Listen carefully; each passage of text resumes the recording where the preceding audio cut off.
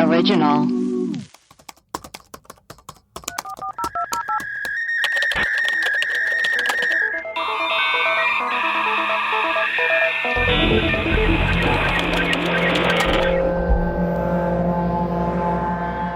Hello and welcome to Web Crawlers, the podcast where we do a deep dive into some of our favorite unsolved mysteries.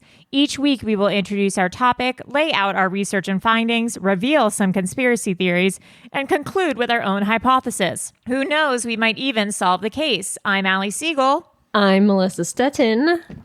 And I'm Marie. I'm here, but I just...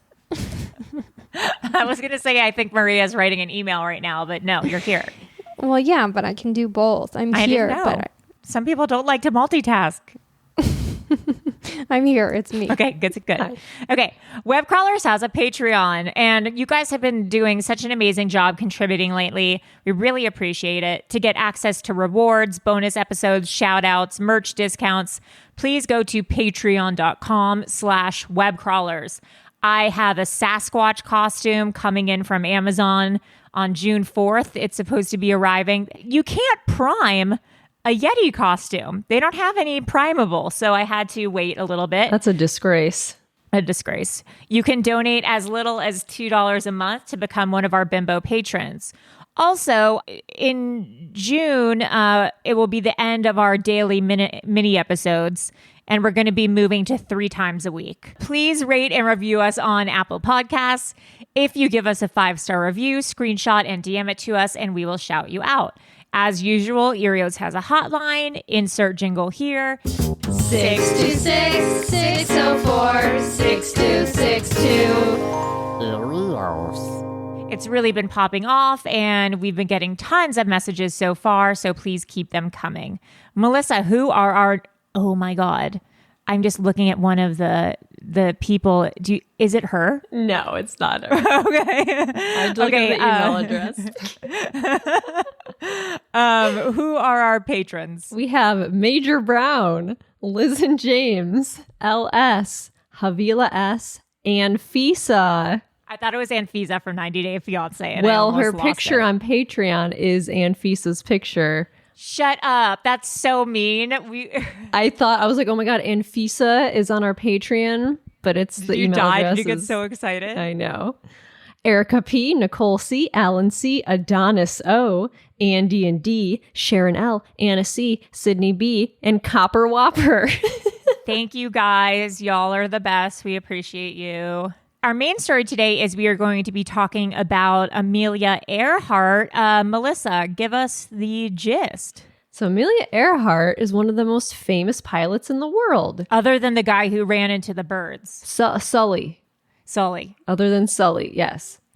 She was the first woman. If someone was like named 2 pilots, you'd be like Amelia Earhart and Sully. Yeah. She was the first woman to fly across the Atlantic Ocean.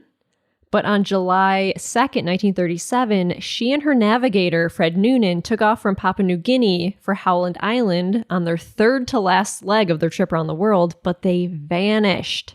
Did they crash into the ocean? Did they land on a different island? Were they kidnapped? Was Amelia a spy? Let's get into it.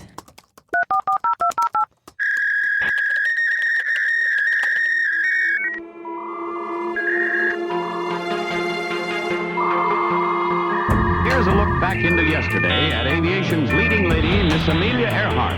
Earhart disappeared in July of 1937, and ever since, theory after theory of her fate has intrigued a generation. She is perhaps the most famous missing person of all time. Okay, so some background on Amelia. She was born in Atchison, Kansas in 1897. Crazy. And when she was 7 years old, she built this homemade ramp Whoa. to resemble a roller coaster she had seen on a trip to St. Louis. And she attached it to the roof of her tool shed, then she slid down it in a wooden box. Sick. She bruised her lip and she tore her dress. But she was so excited that she yelled to her sister, "Oh, Pidge, it's just like flying." It's weird that like people in 1897 talked like movies. "Oh, Pidge, it's just like flying." Just like flying. So throughout her childhood, she kept a scrapbook of newspaper clippings about successful women in predominantly male-oriented fields, including film direction and production, law and advertising, management, and mechanical engineering. Cool. So she was like a really cool, independent little girl. Yeah. And she worked as a nurse's aide during the Spanish flu pandemic of 1918. But she herself got sick and she was in the hospital for a month. And she had this like crazy sinus infection, which caused her to have headaches for a year. So she moved in with her sister while she was trying to get better. And she passed the time by studying mechanical engineering and playing the banjo. Honestly, so sick. I know, right? So she had chronic sinusitis significantly throughout her life, and it affected flying later in life. And sometimes, even on the airfield, she was forced to wear a bandage on her cheek to cover a small drainage tube. Ew. Which is crazy because the pre-antibiotic days were nuts. Yeah, nuts. Like, what did we do Ugh. before antibiotics? That's just crazy. Oh my God. So after she Died. recovered, she visited an airfield with her father, and she got to ride in a plane. And after that flight, she was like, that's it. I want to become a pilot. That's the coolest thing ever. Oh, Pidge, it feels like flying. Oh, Pidge. It's just like flying, see? It's like flying, see? So she took flying lessons. And in order to fit in with the other pilots, she bought a leather jacket. Sick. But she slept in it for 3 days. Oh, so it looked cutie. worn. And then she cut her hair short to fit in with the style of all the other female pilots. And that's why I did it. Yeah. To fit in with the female pilots. Yeah. Your haircut, it's just like a flying pilot, see? It's the Amelia Earhart. I was taking the Amelia Earhart challenge. Yeah, Amelia Earhart challenge. It's just cutting your hair short. It's nothing to do with flying. I got the haircut, you see? Haircut, see? You guys have lost it. I know. Anyways, so on May 15th, 1923, Amelia became the 16th woman in the United States to be issued a pilot's license. Oh, wow. And then in 1928, at age 31, she became the first female passenger to fly across the Atlantic, Wow. which, catapulted her into being a celebrity. And she accepted... I'm famous now, Pidge. Look at me. Look at me, Pidge. I'm famous, see? So she accepted a position as associate editor at Cosmo magazine. Wow, that's crazy. Yeah, so she used that forum as an opportunity to campaign for greater public acceptance of aviation, especially focusing on the role of the women entering the field of flying. So that's cool. Yeah. And in 1932, she became the first woman to make a nonstop solo transatlantic flight. And she was also a member of the National Women's Party, and she was an early supporter of the Equal Rights Amendment. Good for her. And she wrote best-selling books about her flying experiences, and she was instrumental in the formation of the 99s, an organization for female pilots. Wow. So she was cool as hell. Yeah, I'd say so. Amelia was hanging out with publisher George Putnam a lot. He was obsessed with her and proposed to her 6 times before she finally agreed to marry him. Amelia referred to her marriage as a partnership with dual control. She wrote a letter to George on her wedding day that said, "I want you to understand, I shall not hold you to any medieval code of faithfulness to me, nor shall I consider myself bound to you similarly. I may have to keep some place where I can go to be myself now and then, for I cannot guarantee to endure at all times the confinement of even an attractive cage." That's so tight. Yeah. I'm like, I want to say that that's like exactly how I feel. Her ideas on marriage were, I'm going to DM that to someone later. Her ideas on marriage were, we all know who. Her ideas on marriage were extremely liberal for the time. She believed in equal responsibilities for both breadwinners and kept her own name rather than being referred to as Mrs. Putnam. When the New York Times insisted on referring to her as Mrs. Putnam, she laughed it off.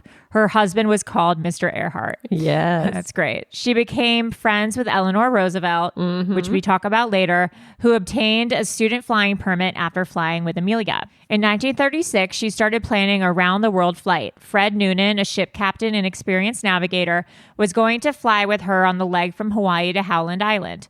Fred wanted to open a navigation school and saw his participation in flight with Amelia as a way to generate interest. Then Harry Manning would be her navigator to Australia.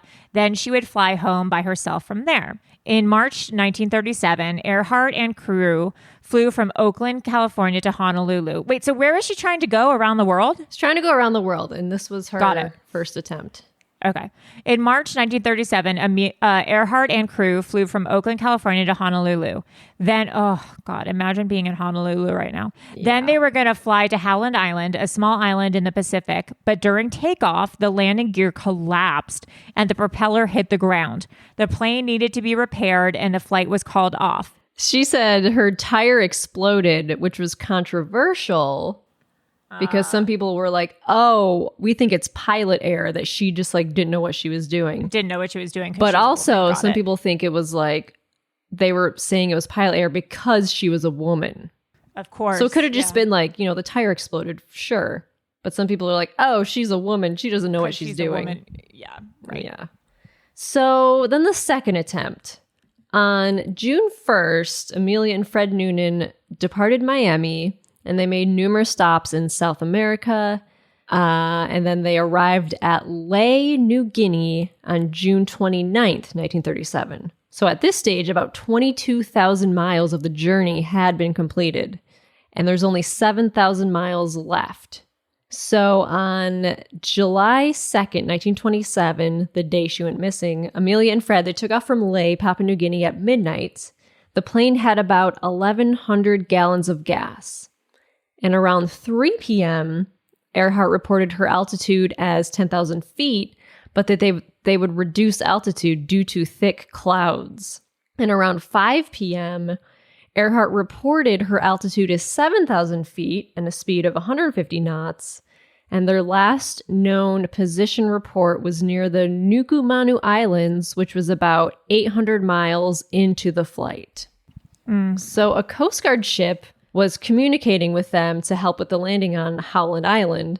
And during their approach to the island, the ship received strong and clear voice transmissions from Earhart identifying, but she was apparently unable to hear voice transmissions from the ship. So she could talk to them, but she couldn't hear anything that they were saying. Weird. So her last few radio logs, there's one at 7:30 a.m. that says, Earhart on Northwest says running out of gas, only 1/2 hour left, can't hear us at all. We hear her and are sending on 3105, same time constantly.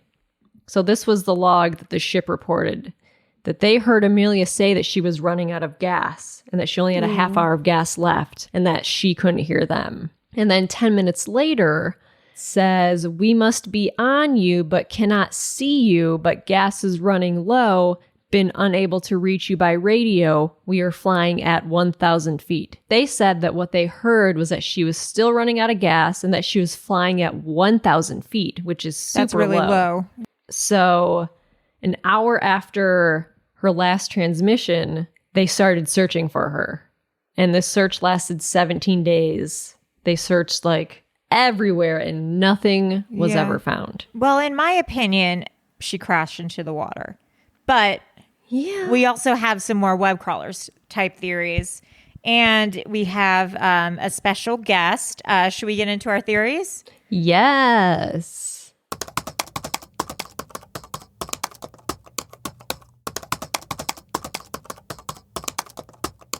Okay, so today we have Rebecca on from our favorite podcast, which is also on the Erios Network, The Alarmist. Hello, Rebecca. How are you? Hi, I'm doing very well. I'm very happy and excited to be here.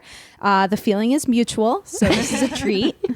And you just did an episode on Amelia Earhart also, right? We did. We figured out who's to blame for this tragic disappearance. So all is well in the world. But shockingly, we didn't speak about one conspiracy theory. Not one. Wow. Now, I'm very curious, who did you decide was to blame for it all? So we sent publicity stunts to the Alarmist jail.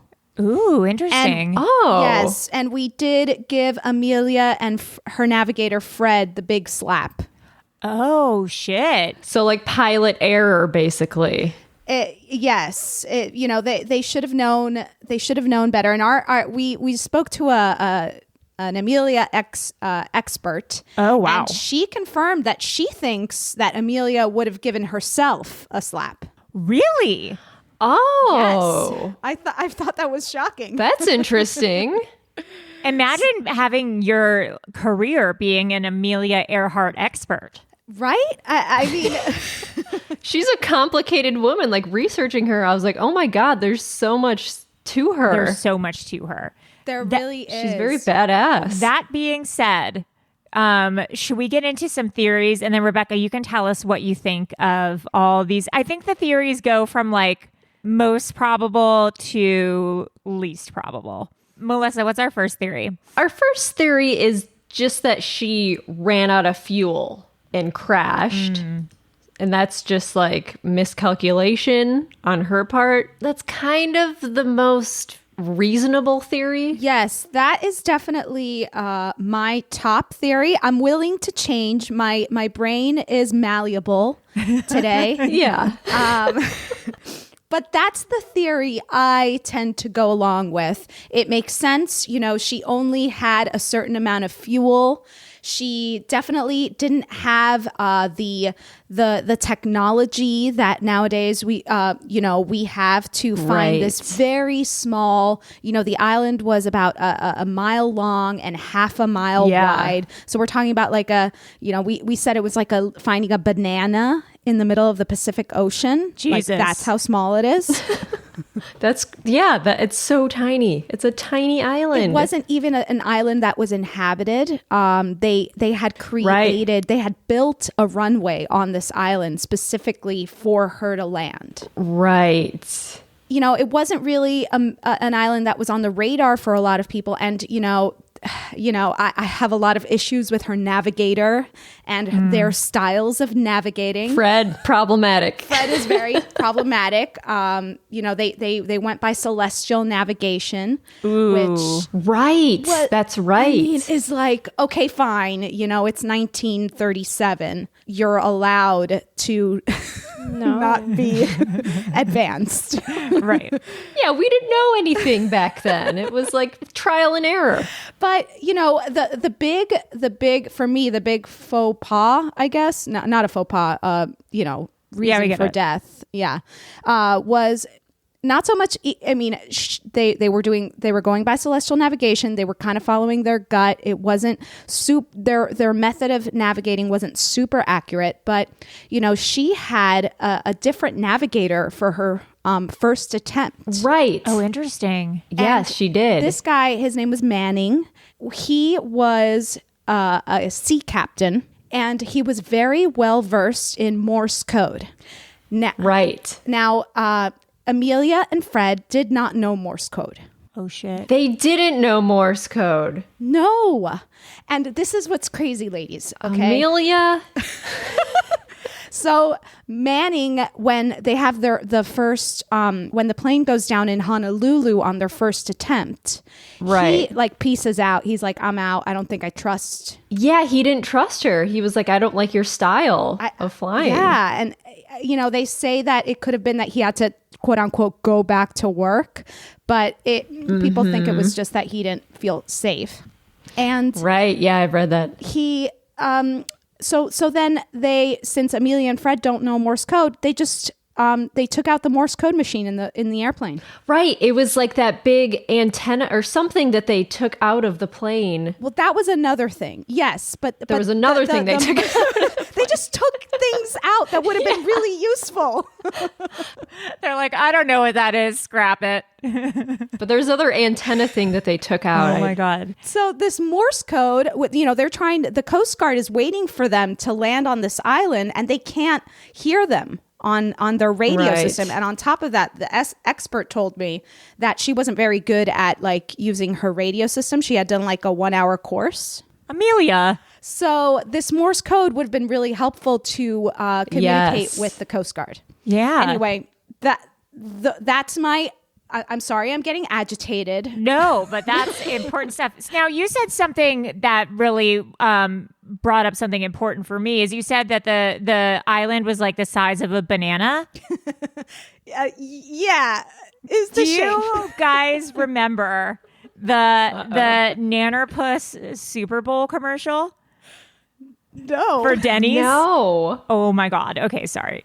Nannerpuss. What is Nannerpuss? It just says Nannerpuss for like 15 minutes. What is a nannerpuss? It's a banana pancake. And it's just a banana. It's a banana dancing on top of a pancake for 15 minutes. And it just goes, Nannerpuss, Nannerpuss, I'm the banana-puss. You don't remember that commercial from like the early 2000s? No, I have zero recollection of a nannerpuss. Anytime someone says banana now, all I think is the Nannerpuss. Wow, you're traumatized. Was it a joke? No, like I a think practical joke. I think it was just part of their marketing, and it just one of those things. Jingles stick in your head. Well, it didn't stick in my head, so There it you didn't go. work for me. I just thought as soon as you were like Amelia Earhart banana, and I was like Nannerpuss. So maybe we put no. that in the web crawlers jail. Nannerpuss. The Nannerpuss Denny's commercial Add of it to the list. 2000. Add that to the list. Another theory is that she crashed on an island and she was captured and taken prisoner by the Japanese. So this retired federal agent, a guy named Les Kinney, he was looking through the National Archives for records related to this case, and then he found a photo from the Naval Intelligence, and this photo came out maybe it was a year ago or a couple of years ago. This was going around. I was like on Twitter. It was a photo from, I don't know what year it was, but it showed a dock. And then it showed a woman with really short hair, like sitting on a dock. And there's a ship that's pulling a plane that looks like it could have been. And it wasn't Amelia's Photoshopped. This is plane. like a real photo. No, this is a real photo. And it was from the Marshall Islands. Interesting. And apparently it was taken right after they disappeared. And then also from this island, there were some commemorative stamps that were made that were issued in 1987 by the government of the Marshall Islands. And it was to observe what they thought was the 50th anniversary of the crash landing of Amelia.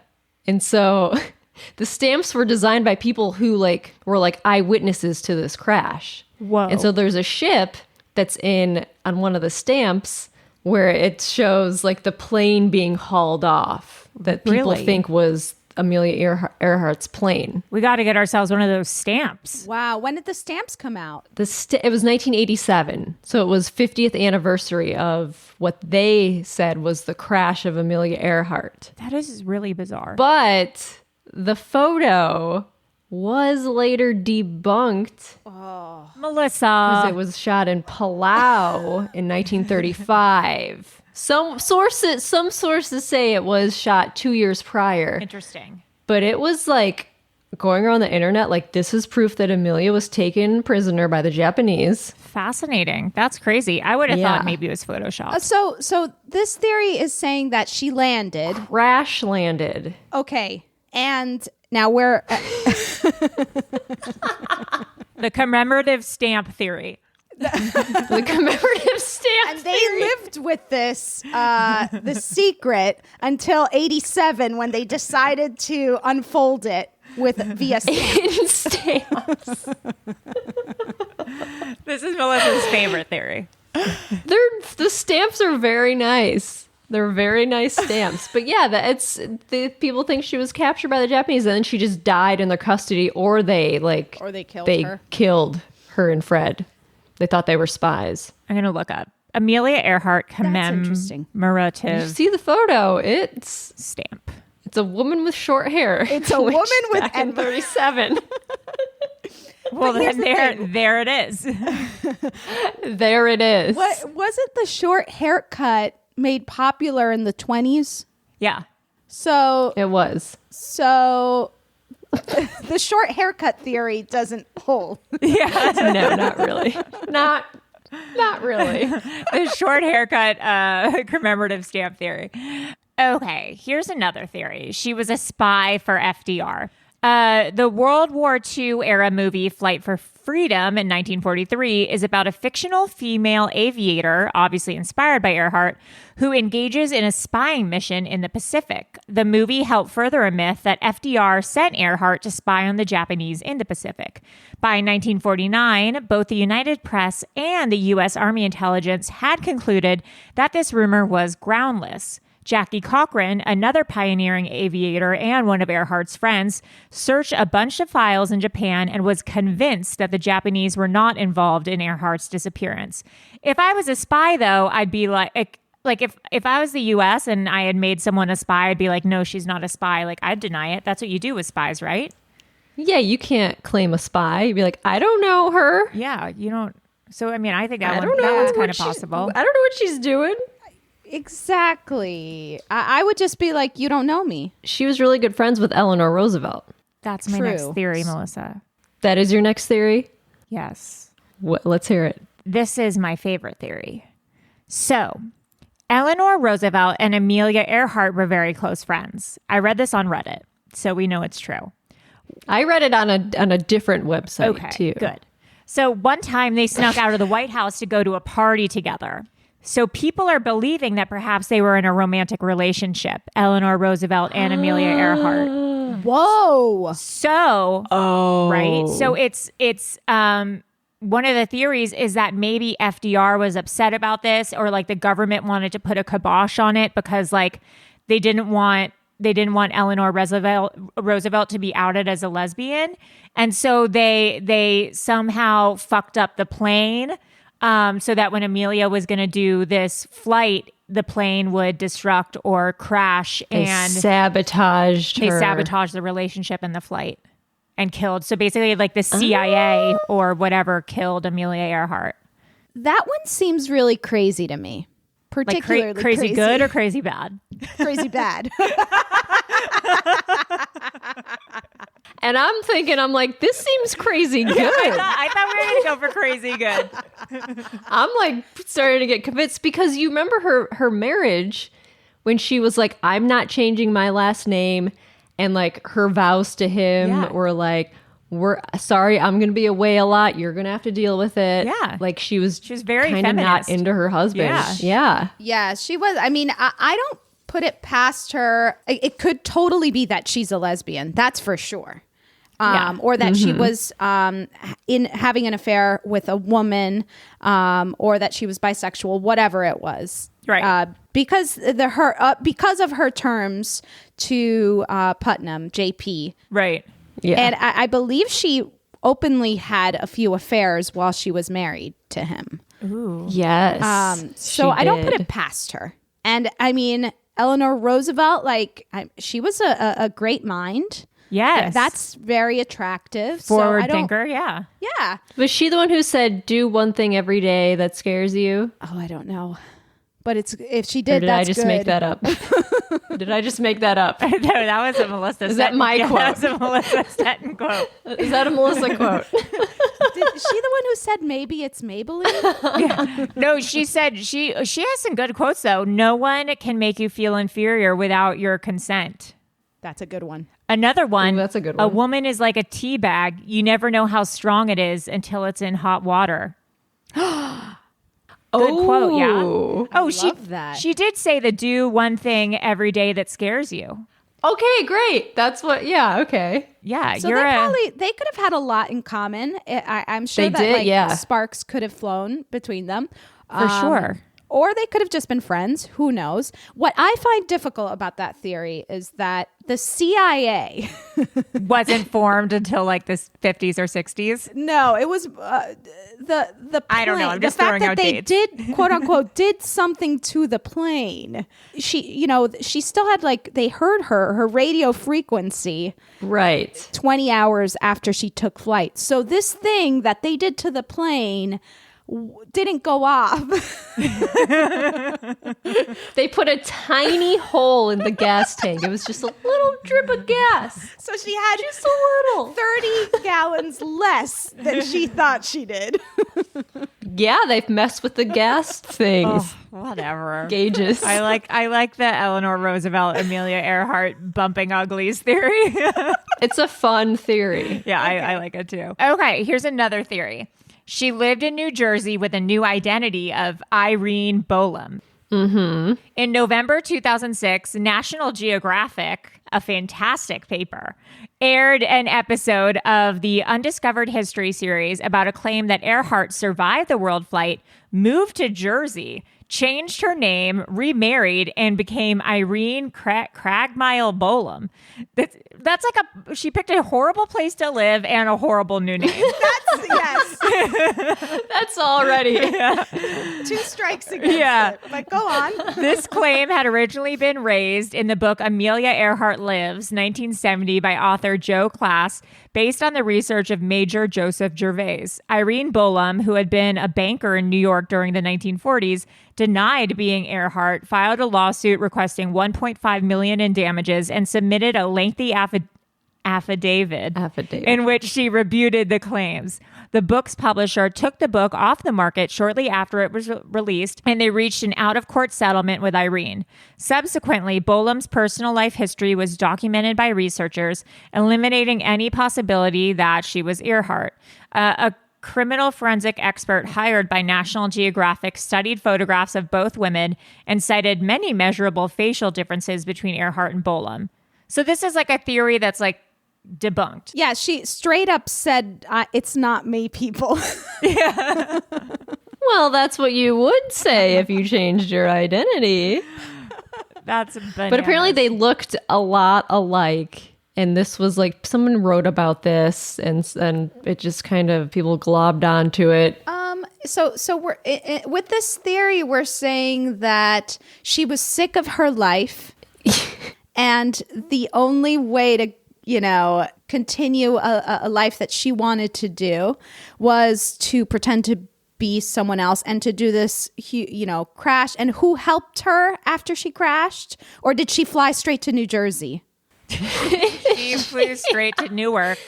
Landed at Teterboro How Airport. did she get to New Jersey? Is my question. We're scrapping this one. I don't like this. I don't like this one. We're scrapping it. There is another theory that I do like. Okay. That she landed on a different island and she lived as a castaway for a while and then just died. Love it. So there's another island. I believe it's the Gardner Islands. It was now named Nikumuroro Okay. in the Kiribatis. And she lived, apparently they crashed and they just lived out the rest of her lives because they found bones in 1940 and they analyzed them in Fiji. Some scientists are like, yeah, it could for sure be her, or it could be the bones of a man between the ages of 45 and 55, which could have been Fred. Yeah. True. That is true. They found artifacts. Like what? That could be related to Amelia. They found an empty jar of this freckle cream that she liked and a piece of plexiglass that was similar to what was used on her Lockheed Electra airplane. Interesting. The freckle cream to me is the best evidence I've heard. You ladies. 100%. Yeah. Yeah. So they're anthropologists were measuring the bones and some of them were like, oh yeah, these totally could be her bones because they're consistent with her height and her weight and her size. But then some people say a giant coconut crab probably ate them or ate their remains because coconut crabs eat bones apparently. Excuse you? Have you seen a coconut crab? No. They're 3 feet. They're insane. What? Because they're well, where are the rest of the bones if there's only a Right. few bones? Ew, I hate it. Oh my God. I know, they're gross. Wait, I need to see Google it. Google image coconut crab. Oh my God. Wow.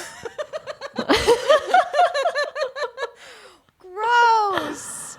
Yeah. If you, I mean, cool. They're giant. It's like a lobster mix. yeah. Like a Yeah. scary- There's like a lot of articles. Did coconut crabs eat Amelia Earhart?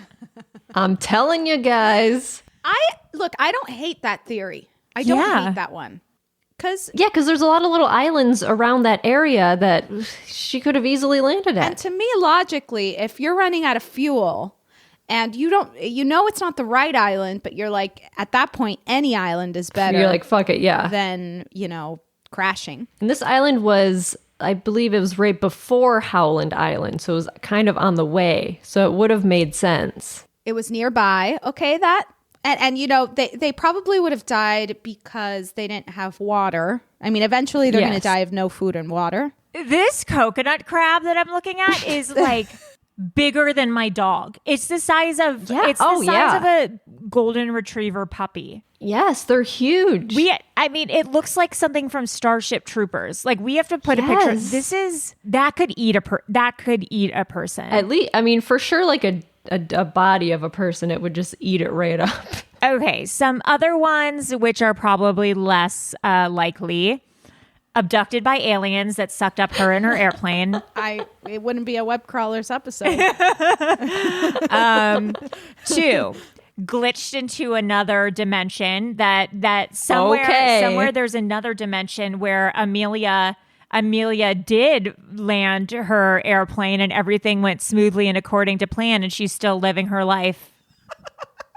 Because we literally just talked to John Tenney. We did a whole episode about other dimensions and glitching into other dimensions. She just blipped into. That's why she disappeared and they can't find anything. She just blipped into another dimension. She blipped into another dimension. Like, okay, if she had disappeared in the middle of Times Square and no one found anything, I would be like, ooh, another dementia. That sounds plausible. But like, she's disappearing in the middle of the Pacific Ocean. Like, Fair. Of course, In an airplane that was running out of fuel. of course they're not going to find anything. Okay, It's fine. not a huge mystery. But if I had to choose between the two of them, the alien one, look, I'm not against other dimensions. Okay, that's a good stance to take. I'm not. But for this, I'm not feeling strong evidence. Okay. There's just a lot of evidence that she didn't get blipped into another dimension. Like, there's a lot of things that could go wrong, and I guess blipping into another dimension is very low on the list. Yeah, not Amelia Bliphart. Do you think she could be living inside the body of a whale? Because that's another theory on Reddit. Look, I guess whales live a long time, right? Yeah. whales live a long time. They're very big. It's like the size of like a 2-bedroom apartment inside of a She whale. could be living inside a whale. She would be 123 living inside of a whale right now. That's good for her. But I guess blubber is good for your skin, right? Yes. There we go. So she'd look great. So that's at the one you're going 123. with? That of the three of the aliens, other dimension, and the whale. I mean, there are a lot of whales in the ocean. True. Lots. So I think a whale before an alien. I have to go with a whale before an alien. Got it. What's this brain fog? What's this Bermuda fog thing? Okay, do you remember during our Bermuda episode, we talked about a thing called electronic fog, I do remember that. which is created in these horizontal tunnels that form between thunderstorm cells. Okay. So they're like 2 miles high and they last for about 5 minutes. It's like this weird, it's like a giant wind tunnel thing. Okay. And so they collapse and they emit this puff of fog that can last for hours after storms dissipate. And the fog can drift all the way down to Earth, and then it can lift the fog to higher altitudes. So if a plane flies through this fog, it attaches to the aircraft and then like it throws it into the sea. Okay. It's this thing that like happened over Bermuda Okay. that people think happened to these planes. It's like this weird wind tunnel of air that can Fascinating. drag a plane. That's interesting. So that would so if it happened in, they're saying that if it happened in Bermuda, why couldn't it happen in other places? I mean, it's on the other side of the globe. Right. But Sure. but were there thunder? What was the weather like when she was flying? There were clouds. That was the big problem because they were doing celestial navigation. If you can't see the stars, Right. you can't see the the moon and the sun, then Right. that hinders your navigation skills. So Yeah. not great. It could. I mean, some crazy fog. I wouldn't put it past it.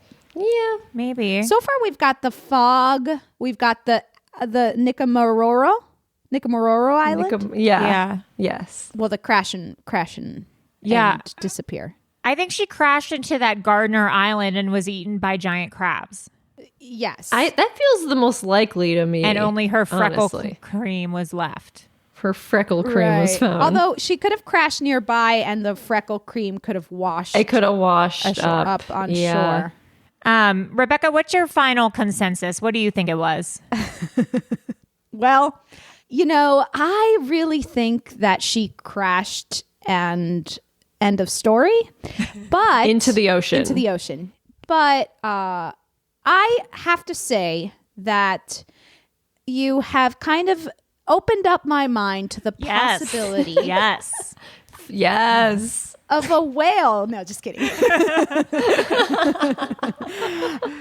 Of her actually landing somewhere, Interesting. crashing and dying, just being a castaway. The Got it. castaway theory. Castaway theory. Okay. Castaway theory, yeah. It's an option. It's an option. Perfect. Now, if people want to hear like the straight up facts, what happened, because we're going to go over them a little bit, but we love our theories. Where can people listen to The Alarmist? Well, you can listen to The Alarmist on Apple Podcasts, wherever you get your podcast. And we'll be doing an episode only on Amelia Earhart and her background and what went wrong during the actual trip. Perfect. We don't talk about the theories, so stick to the web crawlers for all the theories. And you have Amelia Earhart expert on. Yes, you guys who have an really expert. knows. We have an expert. This episode just has me and Melissa talking about Amelia Earhart living inside the belly of a whale. So if you want to hear about insider stuff, head over to The Alarmist. Rebecca, thank you so much for coming on. We really appreciate it. It is such a pleasure. I love you. I love you guys too. I love you too. In love with you. I love you. Have a good rest of the day. You too. Bye. All right, so those are our theories for the day. Melissa, if people have their own theories or want to contact us or anything, where can they reach us? You guys can send us an email at webcrawlerspod@gmail.com, or you can find us on Twitter or Instagram or Reddit or Facebook. And if in the future you want episodes 5 days a week instead of 3, and if you want to see me in my Sasquatch costume reading Bigfoot erotica and also doing my Alley Time video, please donate to our Patreon, patreon.com/webcrawlers. I'm Allie Siegel. I'm Melissa Stettin. And I'm Maria, producer. Bye. Bye.